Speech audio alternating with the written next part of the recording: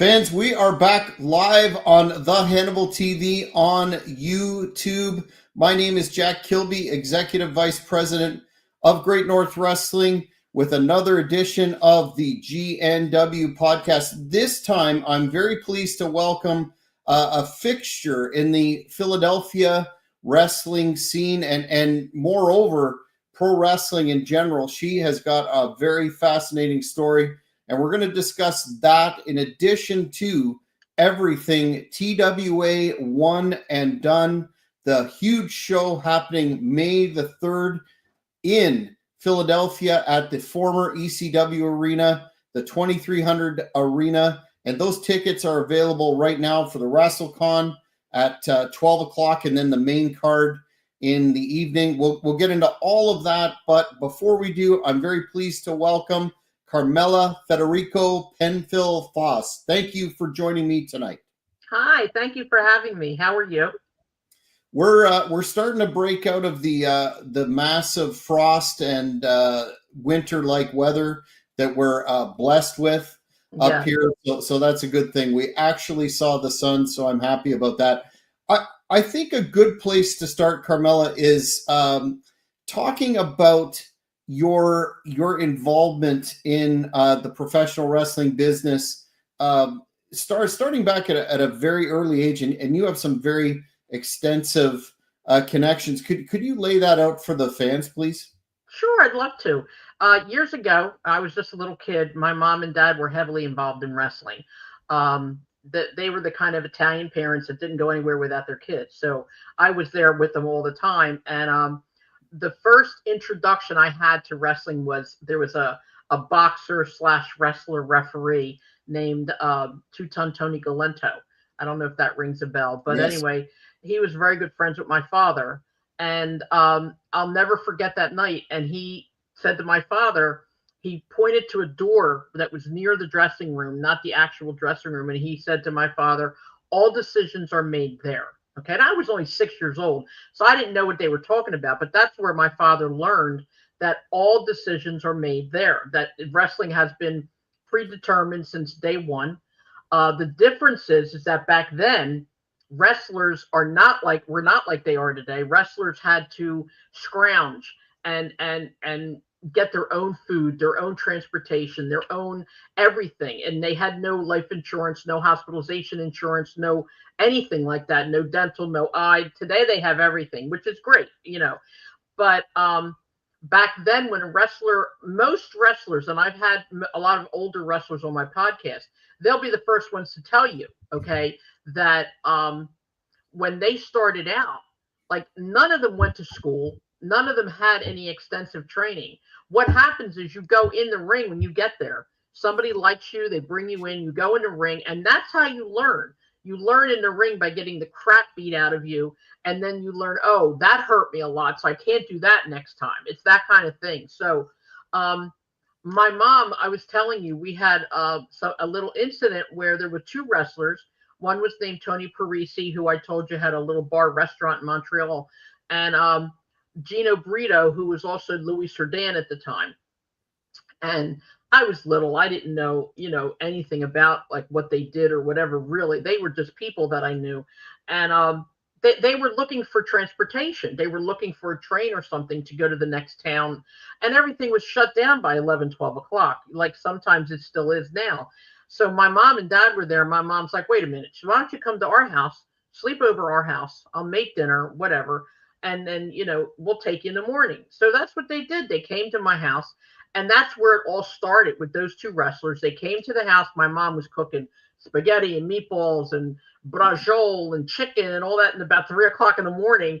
Then all of a sudden, these two guys started singing opera. It was amazing. They were so good. And I'm sitting there. I didn't go to school the next day or anything because I was up all night. We had a blast. Well, that was the beginning. And from then on, wrestlers just got told about it, and everybody came to my house. Everybody. I mean, I've had Bruno Sammartino. I've had Andre. I've had Ivan Ivan Putski used to come to my house all the time. He'd be there for a couple weeks at a time because back then it was only territories. It wasn't scoped out throughout the whole country at that time. It was scoped out throughout the country, but it was different territories. And then as we grew older, my mom died at a young age. She was only 48 when she passed away. And so I picked up where she left off. And then I started doing all the cooking. And they all came to my house and blah, blah, blah. Long story short, that's how I immediately got involved in wrestling. And my ex-husband was also involved in wrestling. And he had a ton of connections. He had connections in China, Japan, Canada. He had connections all over the United States, and that's how we had all our connections. Whenever they were in the area, they just came over my house. And then I met Joel. As time went on, I met Joel, and he originally was my insurance salesman, and we were at my house. We were going over some insurance stuff, and we're sitting at the table, and we were all talking about it. Saying, like he said, you guys have such a plethora of wrestling knowledge. You guys are so big in the business. Why don't we do something?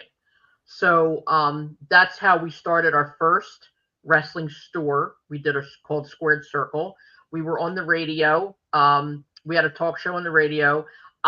Guinness actually acknowledged that I was the first woman in the world to have a talk show about professional wrestling, but they only give awards for people who can be beaten. So when you're first, you can't really be beaten. So, but anyway, that went well. And then we started doing it. It was crazy. We did like so many years. We did about 4 or 5 years with it.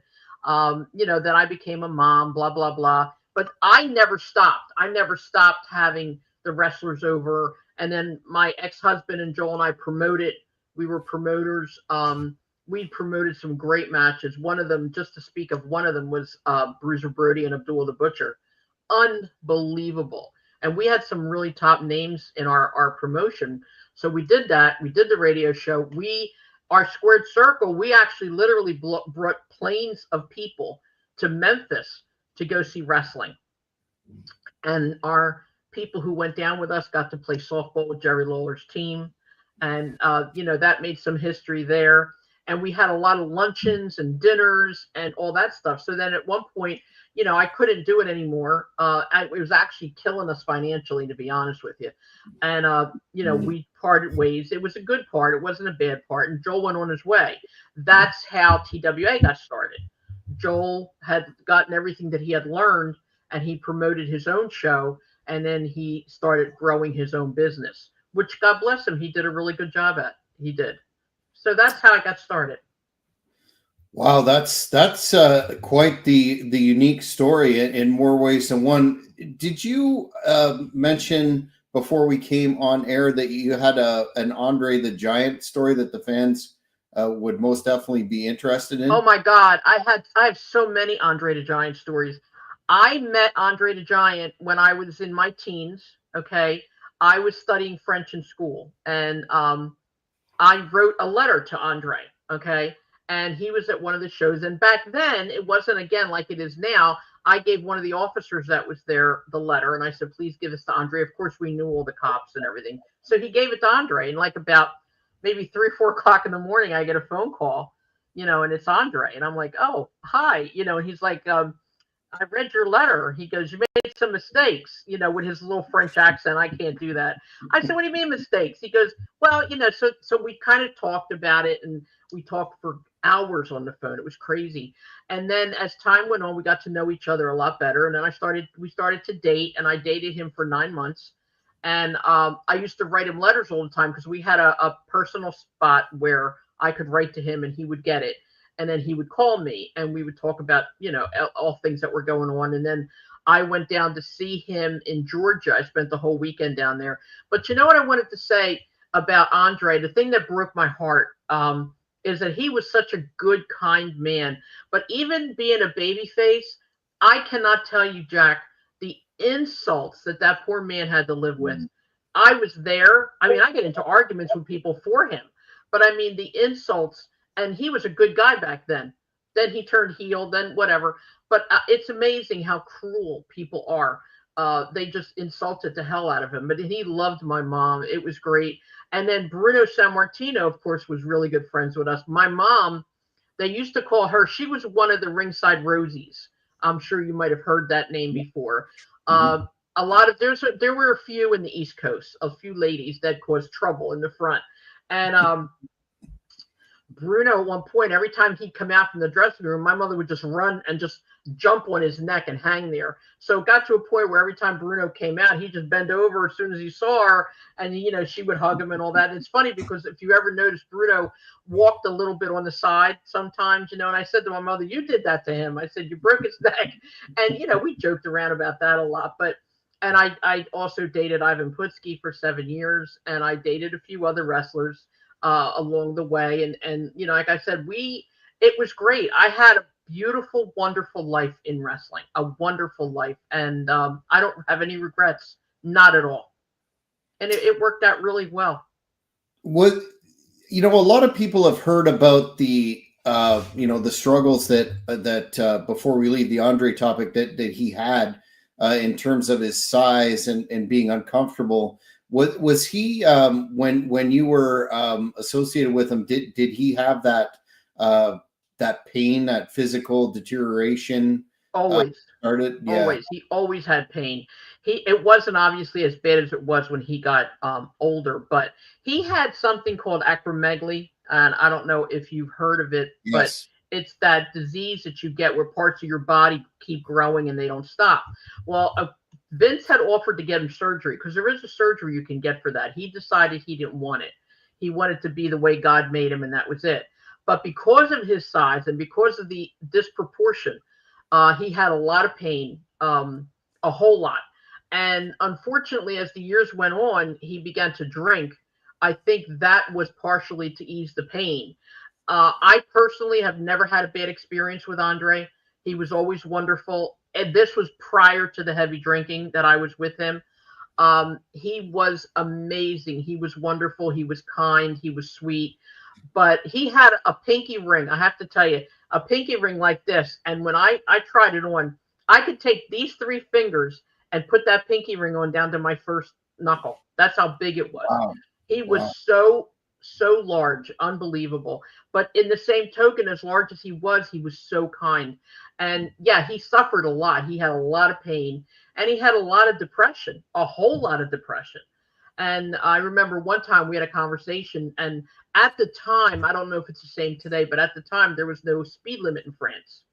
And he was French because he was born in France, but his descent is Bulgarian and Russian, is what his mother and father were. But anyway, he would go to France and blah, blah, blah. And he used to tell me he used to love to drive the countryside and stuff like that where people wouldn't bother him. And he told me one time, he drives 120 miles an hour. And I said, my God, if you get into an accident, you'll die. And he said, that's the point.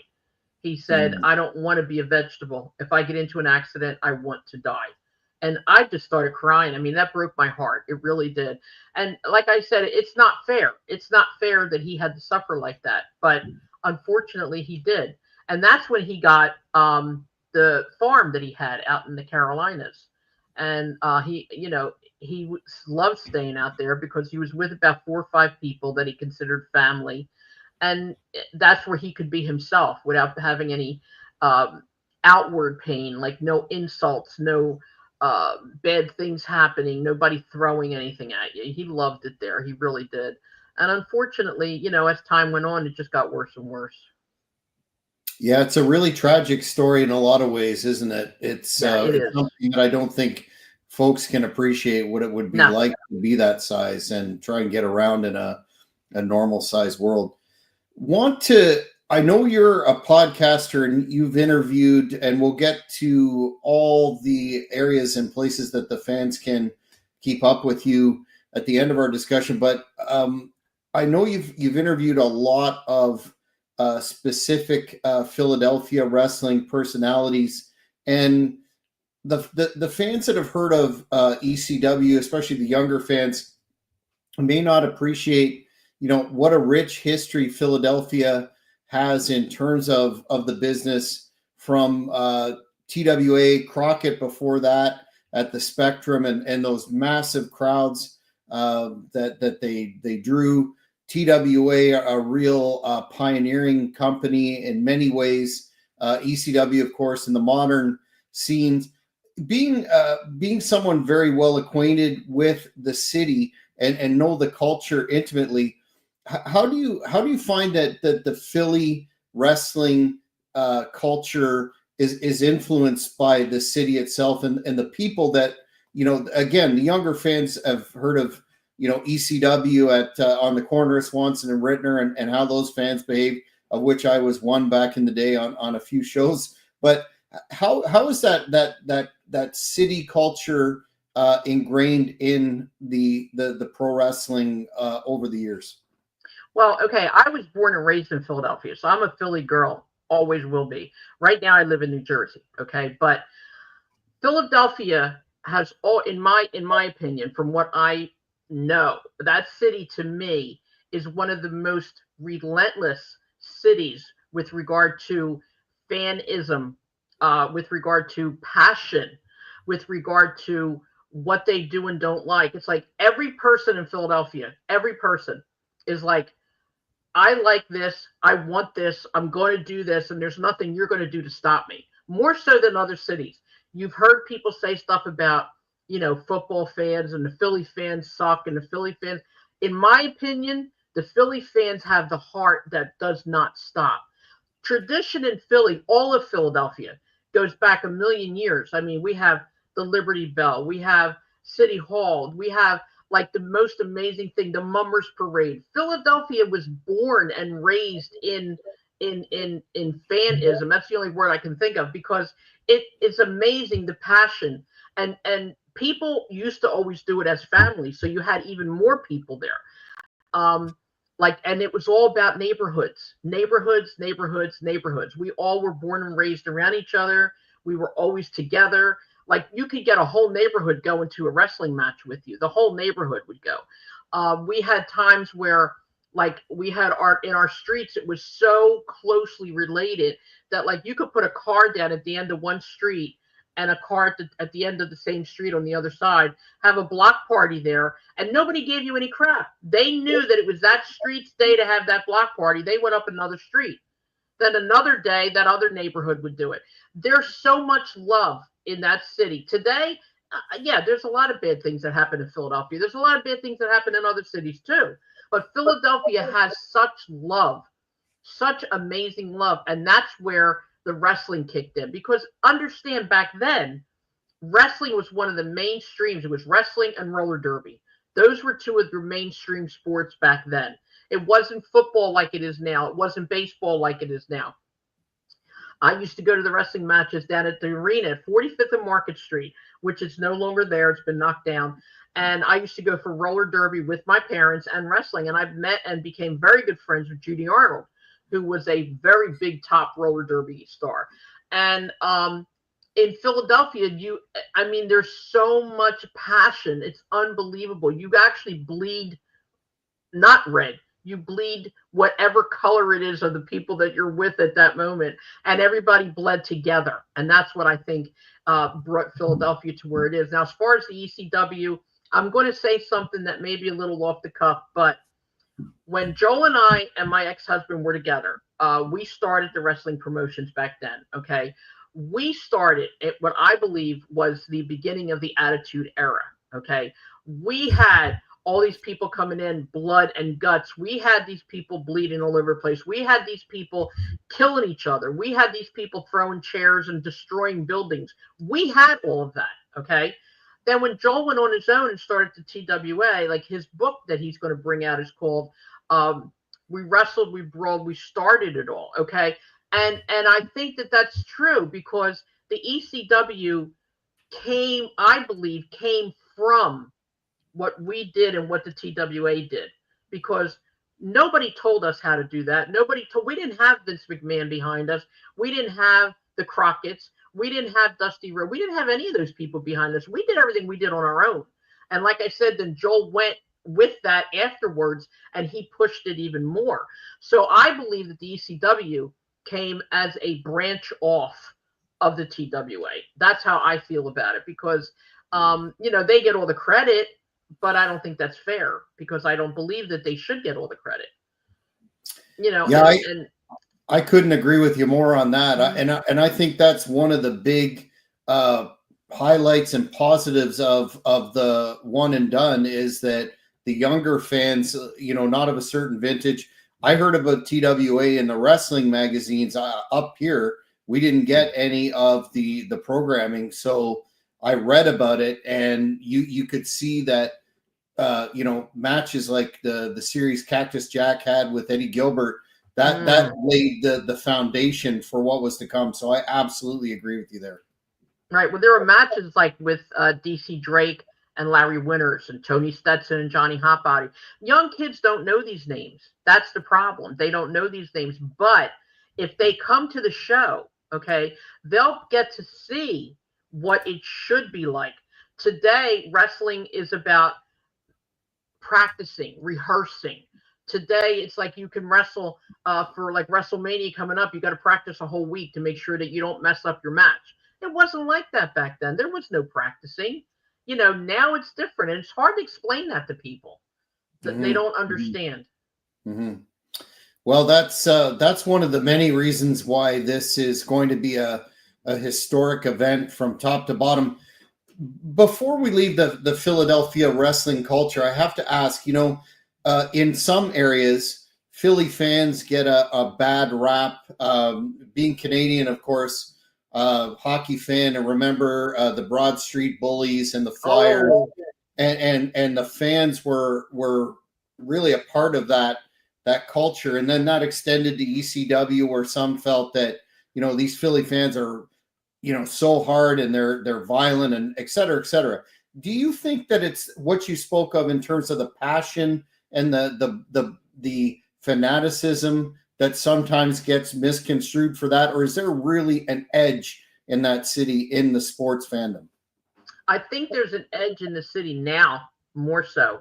Years ago, I went to that parade when the Broad Street Bullies won the Stanley Cup. I was there. And unfortunately, I'm so old now that I can say I was there a lot of times for a lot of things that happened. But I was there, and it wasn't what people are saying. It was a nice parade. There was a lot of noise, definitely a lot of noise, a lot of being rambunctious, that kind of stuff, but nobody got hurt. Okay, today it's a different culture, it's a different crowd, it's a different mindset. Today it's like, if you're in my way, I'm going to beat the hell out of you and I'm going to move past you. It wasn't like that before.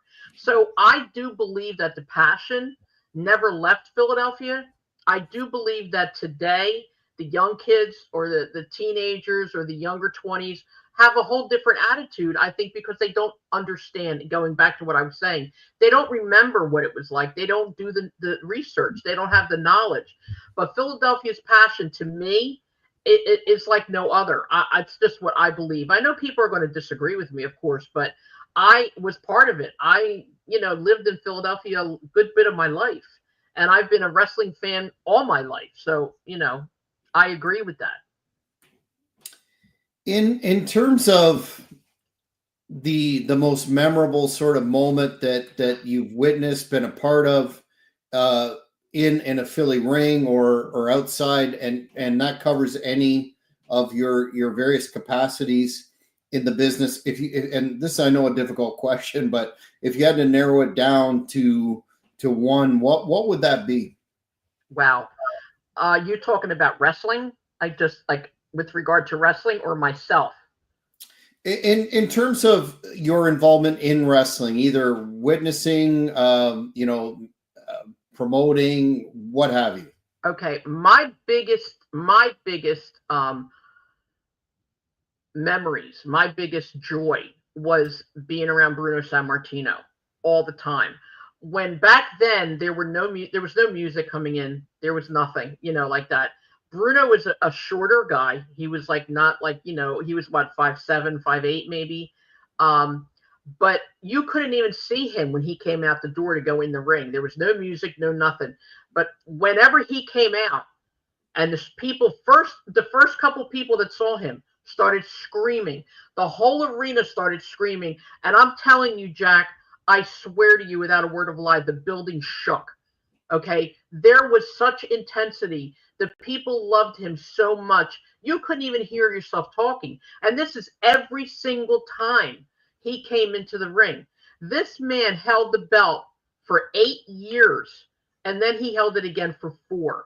These people today hold it for 321 days and they count in days. You can count all the days you want. Bruno was the icon of icons.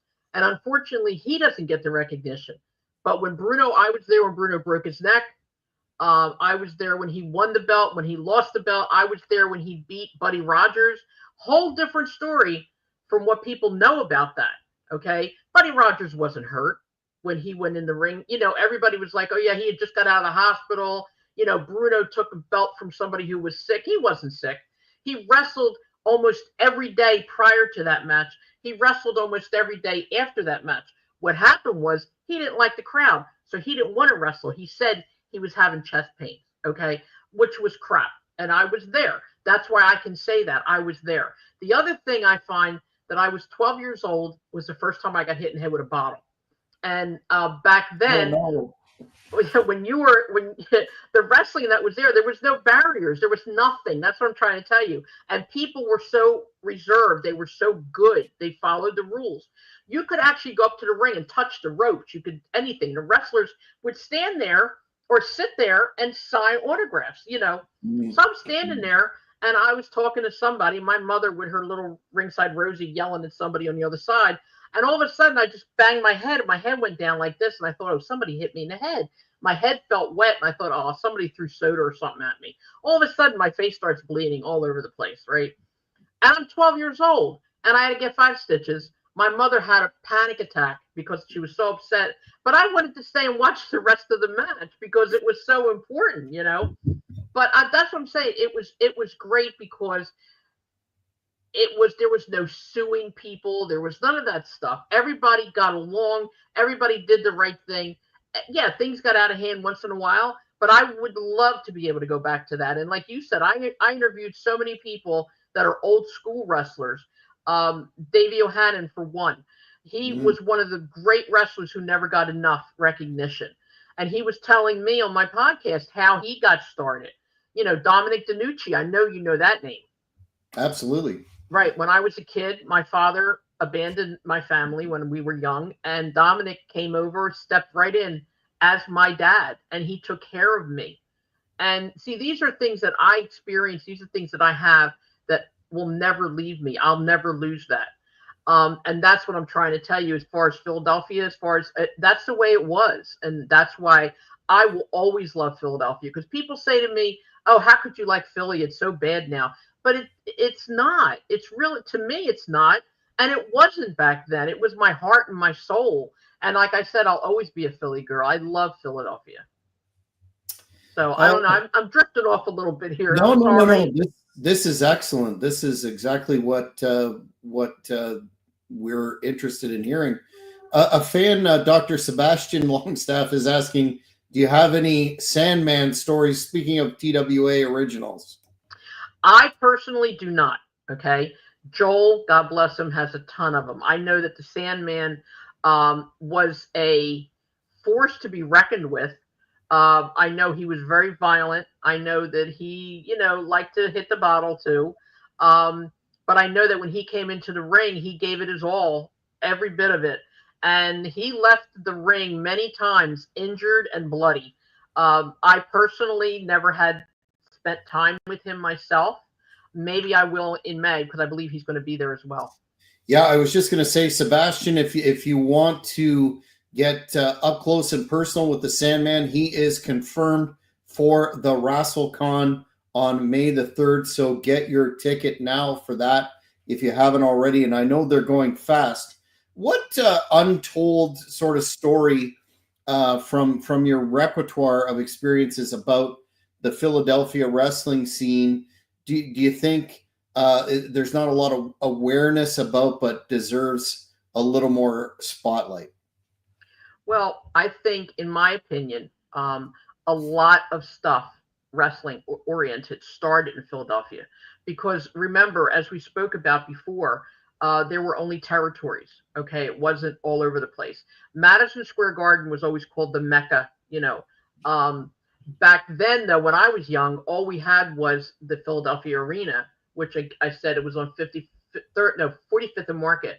And I think a lot of things that are not recognized is the extent that Philadelphia went to become to put themselves on the map, let's say, with regard to wrestling and various other sports.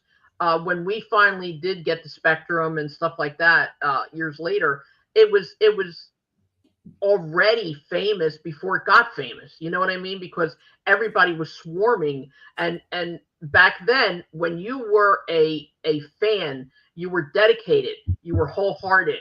There was nothing going to stop you, and I think that that's a lot of another thing that Philadelphia is not acknowledged for. Philadelphia started a lot. Philadelphia responsible for a lot. Philadelphia did a lot because, again, you have to understand the people all stuck together. People all stuck together and they did everything together. So I think that that's a big thing. It didn't happen in a lot of other cities. It happened in Philadelphia. And Philadelphia is a huge city. It's so big that it's its own county as well, you know. So there's a lot of history in Philadelphia that can't be denied. Absolutely. Being such a good long-term friend of Joel's, when you first heard the rumblings of a reunion show and knowing what it involves from a business perspective, what was your how did you find out that this was going to happen, and what were your thoughts when you heard it? Well, first of all, Joel's not my friend, and I don't like him. Okay, but I'm a kid. We go back. Oh my God, we go back 40 years. But no, I was talking to him, and he said to me, actually, he and Bay Ragney talked about it. And I don't want to say the wrong thing, but I think Bay had a lot more to do with it in the beginning. He told me, he said he wanted to do another wrestling show and he wanted it to be called One and Done. He just wants to do one more and forget about it. Well, I was right on board right away. And I'm like, all right, that sounds really good. Like, what are you going to do? What are you going to have? And he told me a couple things because it was just in the beginning. But as time went on, it got bigger and it got bigger and it got more wrestlers and more people. And when I said, Joel, my God, this is a lot, and I told him, I said, if we can, I say we, but I have nothing to do with it. I'm just helping him. But if you can fill that building, it will be something that will literally go down in history, and it will. He's got some incredible talent coming in there. The matches are incredible. As a matter of fact, there's 3 that I know of for sure that are ending their career either in that building or in the year 2025, where their part of it's going to be in that building. There's a lot going on, and I don't think that people realize that sometimes because they don't know what is entailed in all this. We're talking like a crazy old school stuff as well as newer school and possibly into the future. There's a TWA match that's for the title. And it's going to be Breaker Morant, and he's going to go against Chris Wilde. Now, I don't know if you saw my podcast, but our last podcast, oh my God, they started out talking really nice. They were friends, and then all of a sudden, Chris Wilde lost it, and he was, they went at it like they were ready to kill. Thank God they weren't in the same room. Now everybody wants to go even more to see what's going to happen. Chris Wilde and Breaker have had some incredible matches, and they're going to do really good. This is Breaker's very last match. Tony Stetson, this is his last match. And the Rock and Roll Express is going to be there with Ricky Morton's son. And this year is going to be their last year to wrestle. So this is one of the times that this is going to be the end. So there's a lot of firsts, a lot of lasts, a lot of permanent changes. A lot of history is going to happen that day. Yeah, it's funny. Excuse me. You mentioned the main event. I of course had heard of the Heart Killer Chris Wilde, but after your podcast and a promo that I saw, I'm very interested in that match. I think it's going to be a banger, and the winner will be the final TWA heavyweight champion ever. Yeah. And Chris Wilde, I want to look at and scout personally for Great North Wrestling. That's how much I'm impressed with him. I like someone that tells it like it is, like he does. You won't be disappointed. Trust me. You want to maybe see about getting a bus trip or something together. Maybe get a bunch of people from up there to come down. We used to do that all the time, and people really like doing that. I mean, I know it's a long ride, but It would be nice to have people from Canada, coming down, people from other places, because, like I said, this is like a history in the making. It really is. And you've got a great organization too. But I hear you're going to be there for sure. You have a job, right? Well, I don't want to bury the big close, but since you brought it up, I got to get your prediction on, and be careful. I have to get your prediction on this match. One of the featured bouts is Hannibal, the Death Dealer, my man, managed by myself, versus Super Crazy, the insane luchador, the legend, and man. I got to give credit where credit's due and not take anything away from Super Crazy. He hasn't lost a step. He is an amazing talent, high flyer, hardcore. Of course, we have the no gimmicks stipulation, and that's a story in and of itself involving Bay Chubby Dudley that we won't get into right now. But suffice to say, he double crossed me, and he's going to be responsible for what will likely be. You want to talk about 2025 being the end of some careers. Well, I know Super Crazy hasn't planned for that, but I've got money heavily invested that this will be Super Crazy's last match in the ECW arena. I got to get your prediction, though. Well, I'm going to be very honest with you. I have seen Super Crazy wrestle.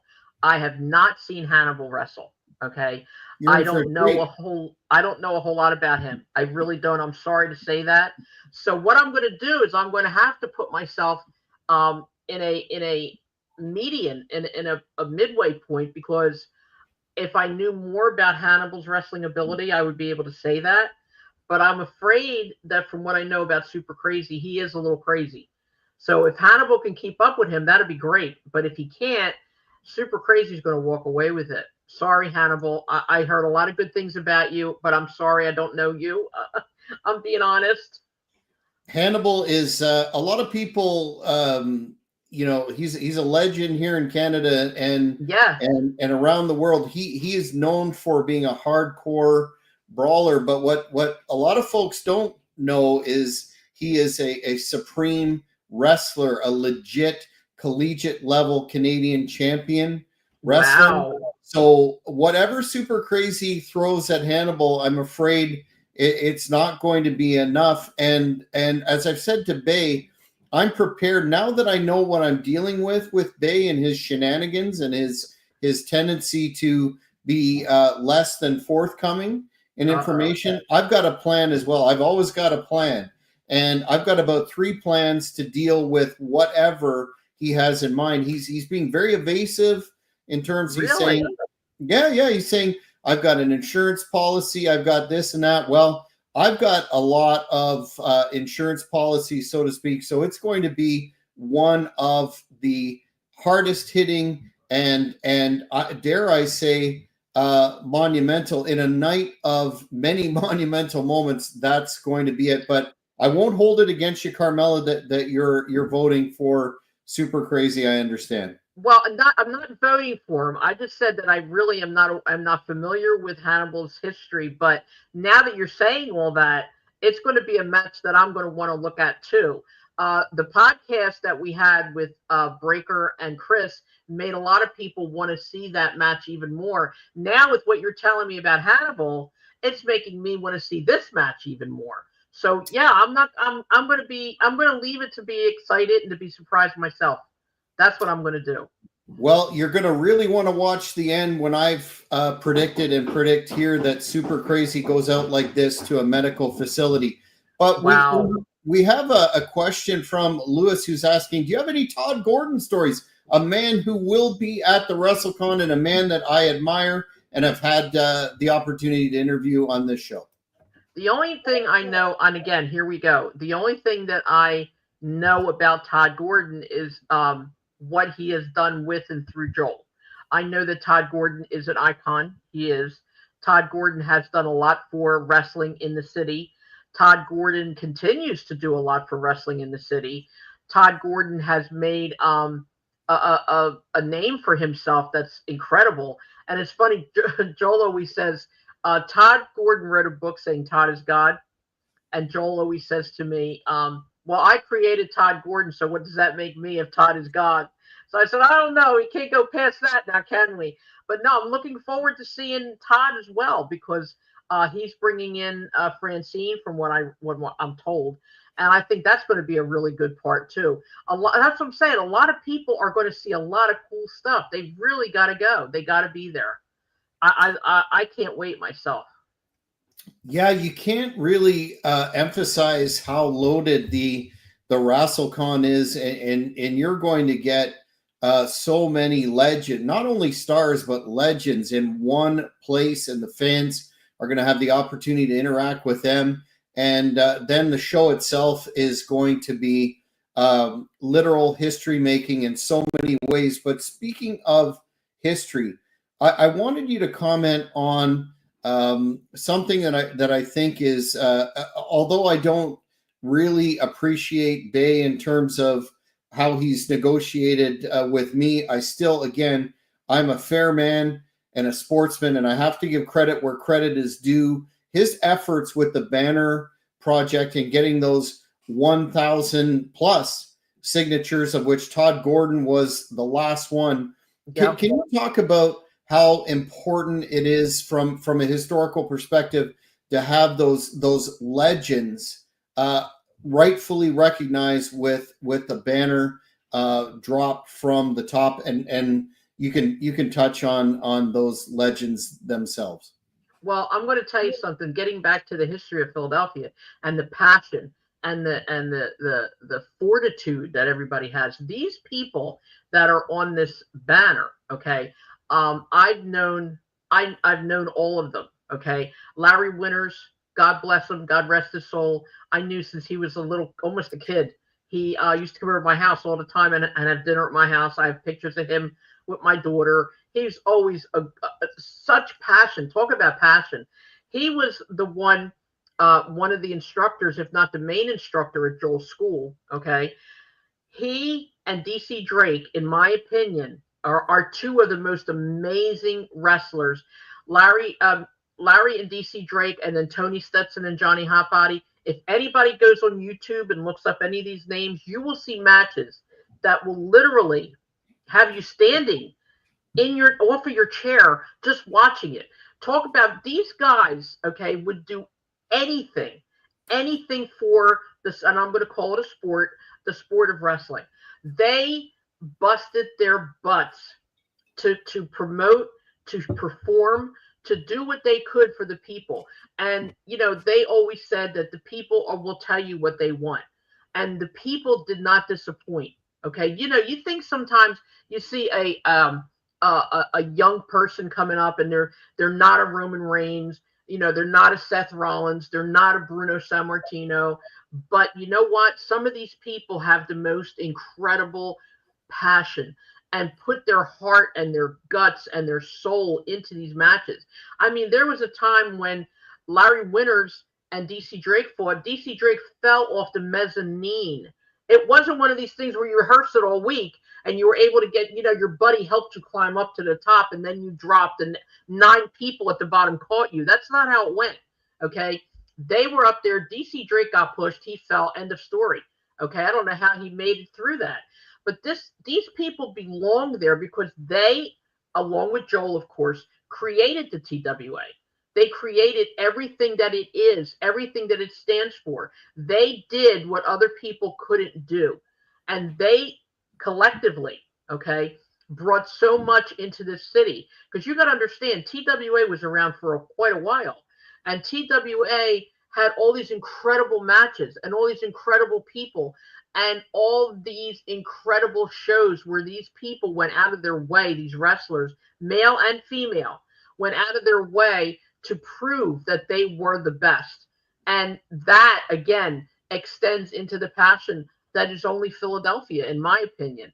And I believe that these men, all 5 of them, earned their place on that banner. As a matter of fact, Friday night on my podcast, we're doing a tribute. I was telling you in the beginning before we got on the air, we're doing a tribute to Larry Winters.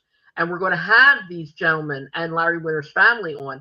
And I got to tell you, it's already choking me up just thinking about it because they deserve so much. They deserve because they busted themselves to do it. And I think that that blends right into the history of Philadelphia. Yeah, as Bay said recently, I don't think there's going to be a dry eye in the house, and that's going to be one of the highlights because you're so correct. Without them and their sacrifices and their blood, sweat, and tears, uh, Absolutely. there wouldn't be the ECW Attitude Era, you name it, and all the millions that were made over the foundation that they started. Before we wrap it up, I wanted to ask you about you have a podcast that you've touched on multiple times. You've interviewed a who's who. If you had a guest that you haven't interviewed yet that you would like to, no limits there, who would that be? Present wrestling. Or old school, present, what have you? Well, okay, as far as old school, I am looking forward to having Tony Atlas on. Tony Atlas, I'm going to have him on. He's one of the people that shoots right from the hip. He doesn't care what he says. He's going to say it. End of story. I had Mick Foley on. I was so proud of him. He's such a great guy. And in modern day, I believe, and I've always talked about Will Ospreay from AEW. I believe that he is probably one of the wrestlers today that still has that passion of a young old school wrestler. He doesn't he has so much passion and he doesn't mind giving credit to other people. You know, you never hear him say bad things about other wrestlers. He always says, "Well, yeah, I lost because of this," or "He's great," or "You're going to be wonderful," and this and that. Yeah, I would love to get Will Ospreay. I've been going crazy trying to get him, but people want to get paid for this, and I can't afford to pay them that, but I would love to have him on. I would love to have, actually, I would love to have Electra Lopez on. She's a friend of, well, she's not a friend of mine. Her mother's a friend of mine.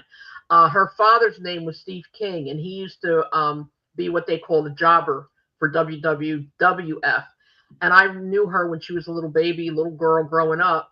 And now she was released from WWE, and I don't like that. And I think that that's wrong, and I want to be able to talk to her. So I'm trying to get her as well to let us know what it was like, to be a part of it and not to be a part of it anymore. And as far as old school, like I said, there's Tony Atlas. I wanted another shot at Mick Foley because he's got incredible stories that are amazing. There's so many old school wrestlers. I want Davey O'Hannon to come back again. He's got stories, and my podcast is predominantly about stories. Okay, any stories that you have. How did you meet? What did you do? When did you do it? Who was your favorite? That kind of stuff. And I think that people like to hear that. So there's so many of them, Jack. I can't even. And the other thing we do too is we have fans on. So I have fans on as co-hosts as well because a lot of them have incredible stories as well. So there's the stories with Tony Atlas. I had to put him to bed one night because he was completely out of it. That's a whole nother cup of coffee. But I go back a million years with this stuff, and there's so many people that I would love to have on. Absolutely, and you're one of them. Well, that's absolutely doable. I do appreciate that that you are dedicated to preserving the history of the business. That's kind of why I got involved in podcasting in the first place, because so many people have such great stories, like you said, and they don't necessarily get immediately recognized. And when you interview them and you capture that, I think it's a worthwhile endeavor for sure. But tell the fans where they can find your podcast, your YouTube channel, and all of your other social media contacts. Well, I'm relatively new at this. We just recently had our first year. Okay. So my name is Carmela's Wrestling Radio Relived. Okay. And I think I am Carmela 316 or at Carmela 316 is my YouTube channel. But I'm on Facebook, and we drop our podcast every week. So we drop it on Facebook, we drop it on Instagram, Twitter, and you can see us on YouTube, but you can see us also on almost any other platform, from iTunes, from iHeartRadio, from Spotify, everything like that. If you type my name in with one L, if you type my name in, it'll pretty much come up. I'm the Italian Carmela, so it's one L.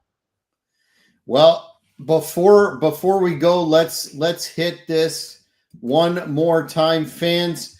Make sure you get your tickets for both WrestleCon and TWA One and Done, a one-night only celebration of the Tri-State Wrestling Alliance. The WrestleCon is absolutely, I know you hear that a lot. I've said that a couple of times. You know, when we're promoting something, we can say, well, you know, it's loaded this and loaded that, without a word of hyperbole or exaggeration or whatever you want to call it.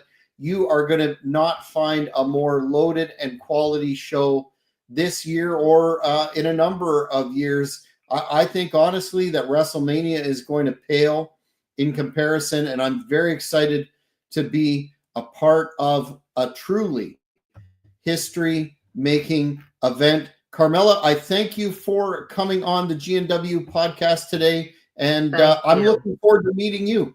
I am looking forward to meeting you too. I can't wait. It's going to be a great show. And also, if you don't mind, I would like to tell everybody, if they have their ticket stub from the show, there's going to be an after party and the wrestlers are going to be there, and the prices are not going to gouge you. And that's the important thing. But the after party is free if you have your ticket stub. So watch my podcast and I'll repeat it 100 times so you'll hear it. But thank you, Jack. I can't thank you enough for having me on. I really and truly, I'm honored to be your guest. Thank you. Well, I appreciate your time, and most definitely, if you ever want me to come on and do my thing, I'd be more than happy to do that as well. I would love it. I think we're like-minded in terms of the appreciation for the business, and I think at the end of the proverbial day, the old school mindset and the old school history needs to be put out there for the younger generations to benefit. So I appreciate your time again today. Thank you. Thank you so much. I had a great time. Thank you so much. I enjoyed it thoroughly. Can't wait to meet you. Likewise, fans, that's it for this edition of the GNW podcast. Get your tickets for TWA One and Done and the WrestleCon at 2300arena.com, and make sure you hit the notification button for the Hannibal TV. Subscribe if you haven't, but I know you probably have. We're coming up on 430,000 subscribers, thanks to all your great support. Wow. And for sure, please like this video if you enjoyed it. Until next time, for Carmela, I'm Jack Kilby. Thank you for watching the Hannibal TV. Please like this video if you enjoyed it, and click the subscribe button to not miss any of our latest shoot interviews, match videos,